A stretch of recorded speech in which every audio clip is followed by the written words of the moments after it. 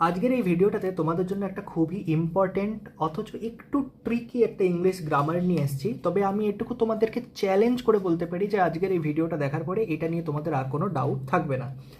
কী ব্যাপার সেটা হচ্ছে যে তুমি দেখবে যে স্টুডেন্টদের মধ্যে এই ইস্যুটা খুবই থাকে। আমাকেও আমার অনেক স্টুডেন্টরা বলে যে দাদা, প্রেজেন্ট পারফেক্ট আর সিম্পল পাস্ট বা যাকে আমরা পাস্ট ইনডিফিনাইটও বলি, এই দুটো জিনিস কখন কোনটা ইউজ করব, বিশেষ করে কখন যখন আমরা ট্রান্সলেশন করছি। এক তো স্পোকেন যারা করছে তাদের একটা ইস্যু থাকে, যারা ট্রান্সলেশন করছে ছোটো ছোটো বাচ্চাদের, যখন বাংলায় যেরকম 3-4 পড়া 5 পড়া বাচ্চাদের যে বাংলায় লাইন লিখে দেয়, দেন সেটা আমাদেরকে ইংলিশ করতে হয় ট্রান্সলেশনে, তখনও তাদের এই দুটো টেন্সে খুবই একটা ইস্যু হয়। আচ্ছা, প্রেজেন্ট পারফেক্টের স্ট্রাকচার কী থাকছে? সাবজেক্ট প্লাস হ্যাজ বা have plus V3 plus other words, ঠিক আছে? আর সিম্পল পাস্টে কি? Subject plus V2 plus other word. এতটা আমরা মোটামুটি সবাই জানি। এইবার আমি দেখবো যে কোথায় আমি প্রেজেন্ট পারফেক্ট ইউজ করতে পারবো আর কোথায় আমি সিম্পল পাস্ট ইউজ করতে পারবো। তো তুমি দেখো কতটা সহজ। ধরো আমার কাছে এরকম একটা সেন্টেন্স রয়েছে বাংলায় যে আমি খেলাটি, ধরো ক্রিকেট খেলা হচ্ছে, দেখিনি। আমি ক্রিকেট খেলাটি দেখিনি, ঠিক আছে? এইটা তোমার কাছে একটা বাংলা সেন্টেন্স দিয়ে দিয়েছে। এবার এই বাংলা সেন্টেন্সটা তোমাকে ট্রান্সলেশন করতে বলা হচ্ছে। এই ট্রান্সলেশনে ইংলিশে আমি যদি এরকম লিখি যে I have not seen the, ধরো আমি ম্যাচ লিখলাম, ঠিক আছে? যে আমি ক্রিকেট খেলা, তো আমরা ক্রিকেট খেলাকে ম্যাচ বলি, আমরা এখানে খেলাকে প্লে ইউজ করছি না, ম্যাচ ইউজ করছি। I have not seen the match. আর আমি আরেক জায়গায় লিখলাম যে I did not see the match, ঠিক আছে? I did not see the match, যেহেতু এখানে ডিড ইউজ করেছি তাই ভার্বের ফার্স্ট ফর্ম বসলো, ঠিক আছে? কিন্তু নিয়ম কি? সাবজেক্ট তারপরে V2 তারপরে আদার ওয়ার্ড, এটা মাথায় রাখবে। এখানে যেহেতু ডিড বসে গেছে তাই আমরা ভার্বের ফার্স্ট ফর্ম ইউজ করতে পারবো। আচ্ছা, এইবার দেখো কখন I have not seen the match হবে আর কখন I did not see the match হবে। এইটাই হচ্ছে মেন খেলা। আমি খেলাটা দেখিনি, ঠিক আছে? আমি খেলাটি দেখিনি।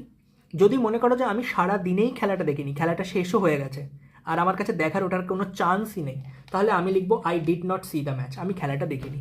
কিন্তু ধরো খেলাটা চলছে আর সেই সময় তোমায় কেউ জায়গায় দেখেছিস আজকের খেলাটা কত স্কোর হলো, কীরকম মারছে, ধোনি কি মারছে, কোহলি কি মারছে, এরম ধরো কেউ একটা বললো, তখন তুমি বলবে I haven't scene the match. এবার আমরা এরপরে কি করি? আমরা ইয়েট লাগিয়ে দিই, মানে আমরা অ্যাডভার্বের ইউজ করি যে আমি এখনও পর্যন্ত দেখিনি।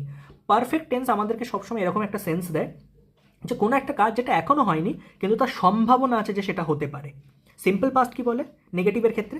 যে কাজটা হয়নি মানে সেটা পাস্টে হয়নি আর কোনো সম্ভাবনা নেই, সেটা সে কাজটার সময়কাল পার হয়ে গেছে। তাই আমরা I did not see the match মানে আর খেলাটা আমরা দেখিনি, খেলাটা শেষ হয়ে গেছে। আর I have not seen the match মানে আমি খেলাটা এখনও দেখতে পারি, চান্স আছে, মানে খেলাটা তো এখনও চলছে, আমি এতক্ষণ পর্যন্ত খেলাটা দেখিনি। তাহলে বুঝতে পারলে কোথায় আমরা প্রেজেন্ট পারফেক্ট ইউজ করছি আর কোথায় আমরা সিম্পল পাস্ট ইউজ করছি। মাথায় রাখবে আর একটা জিনিস, যে যদি ধরো তোমাকে এরকম কেউ বললো যে আমি গত রাতে কাজটি করেছিলাম, এরম যদি কোনো একটা জায়গা থাকে যেখানে ধরো তোমাকে এই গত রাতের কথাটা বলে দিয়েছে, মানে পাস্টের কোনো একটা টাইমের উল্লেখ করে দিয়েছে, এরম সেন্টেন্সে তুমি কখনোই প্রেজেন্ট পারফেক্ট করতে পারবে না। এখানে সব সময় তোমার সিম্পল পাস্ট বা পাস্ট টেন্সই ইউজ হবে, এটা মাথায় রাখবে।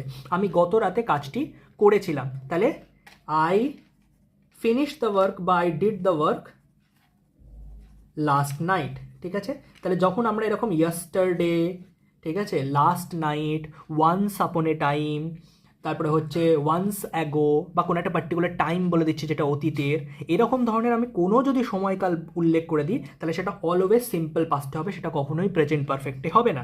কারণ প্রেজেন্ট পারফেক্ট হচ্ছে সেই জায়গায় ইউজ করতে পারবো যে যেটা এখনও হয়নি কিন্তু তার সম্ভাবনা আছে, যদি নেগেটিভের সেন্সে আমরা বলে থাকি। তো এরম হবে যে এখনও হয়নি কিন্তু সম্ভাবনা আছে, এবং সেক্ষেত্রে আমরা কী করবো? আমরা অ্যাডভার্ব ইউজ করবো। কাদের ইউজ করবো? অ্যাডভার্ব ইউজ করবো, যেমন ইয়েট ইউজ করে দিলাম, সুন ইউজ করে দিলাম, ঠিক আছে, রেগুলারলি, এই সব ধরনের যে আমরা অ্যাডভার্বগুলো থাকে ডট ডট ডট আরও যত অ্যাডভার্ব আছে আমরা সেইগুলো প্রেজেন্ট পারফেক্ট ইউজ করতে পারবো, সেগুলো আমরা সিম্পল পাস্টের এই ক্ষেত্রে আমরা ইউজ করবো না। সিম্পল পাস্টে আমাদের লাস্ট টাইমের কোনো একটা কথা বলা থাকবে, যে একটা পার্টিকুলার টাইম যেটা অতীতের টাইম সেটার উল্লেখ করা থাকবে।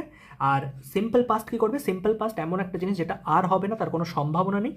প্রেজেন্ট পারফেক্ট সবসময় তার একটা সম্ভাবনা রেখে দেয় যে দেখো এখনও হয়নি কিন্তু ভবিষ্যতে হতে পারে, আমি এখনও বিরিয়ানি টেস্ট করে দেখিনি বাট ইন ফিউচার হয়তো আমি বিরিয়ানি খেয়ে দেখতেই পারি।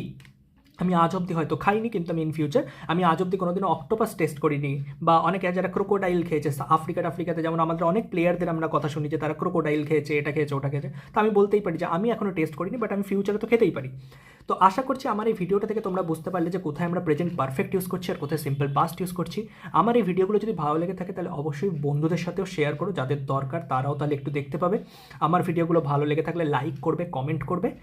দেখা হবে পরে এরকমই টাইপেরই কিছু ভালো ট্রিকি কোয়েশ্চেন নিয়ে। Thanks for watching.